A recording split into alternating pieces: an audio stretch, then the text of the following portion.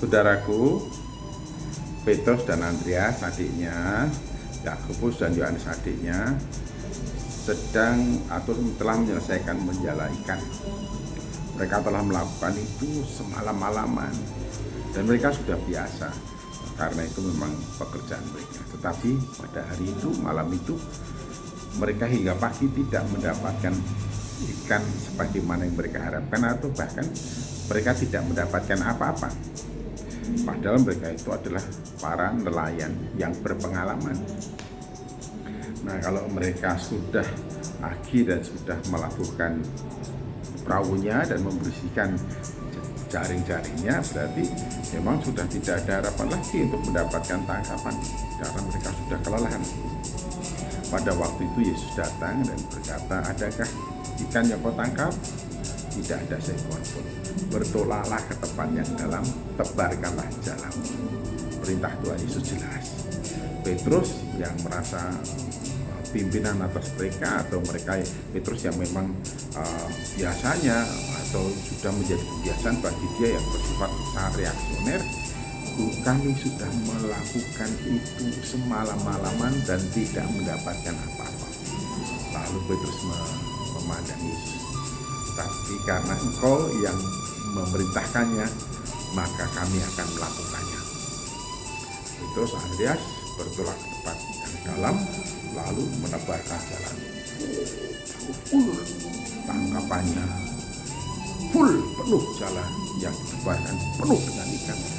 Lalu dia memanggil teman-temannya, "Ayo kemari, ini begitu banyak." Lalu ke dalam dua perahu itu, ikan-ikan dalam jarlah itu dimasukkannya, dan dua perahu itu penuh dan hampir tenggelam. Mengapa? Karena tangkapannya begitu banyak. Bapak, Ibu, dan saudara yang terkasih dalam Tuhan Yesus Kristus, seringkali kita menemukan titik persoalan di sini. Ketika kita hendak melakukan perintahnya, nalar kita berkata, "Apa itu mungkin?" Tapi ketika kita tidak melakukannya, kita tetap berkumbang dalam persoalan yang tidak terpecahkan. Nah, solusinya ya mestinya mau tidak mau kita harus melakukan perintahnya. Tetapi ingat, ketika kita melakukan perintahnya, apa dasarnya? Kalau di sini Petrus dasarnya jelas, "Karena Engkau yang memerintahkannya, maka kami akan melakukannya." Dasarnya jelas, siapa yang memerintahkannya? Yang memerintahkannya adalah Dia yang punya kuasa. Jadi di sini sekalipun secara sekilas Petrus tidak begitu mengenal, tapi dari perintah dan otoritas yang didengarnya, Petrus menangkap ada kuasa yang luar biasa. Nah, apalagi kita yang telah menjadi pengikut Kristus sekian tahun atau berpuluh lebih dari 10 tahun, mestinya kita telah mengenal siapakah Yesus Kristus. Dia adalah Tuhan yang mana Dia adalah sesembahan kita, ya Tuhanku, ya Allahku. Dia yang punya kuasa.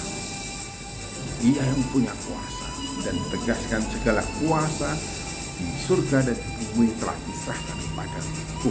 Jadi otoritas menaungi dan menguasai, meliputi segala tatanan dan hukum semesta ini. Jadi kalau Tuhan Yesus yang memerintahkannya dan kita menangkap apa perintahnya, maka lakukan. Sebab Ia yang punya otoritas, dan otoritasnya mengatasi hukum-hukum alam ini, sehingga di tangan Dia tidak ada yang mustahil. Demikian halnya kita dapat lihat Petrus bertindak dan berbuat atas dasar siapa yang memerintah. Karena Engkau yang memerintahkannya, maka saya akan melakukan. Dan hasilnya sungguh-sungguh spektakuler. Jalannya itu penuh dengan ikan, bahkan ke dalam dua perahu ikan itu dimuat dan kedua perahu itu hampir tenggelam. Jadi ketika perintah dilakukan dan mukjizat terjadi, apa hasilnya?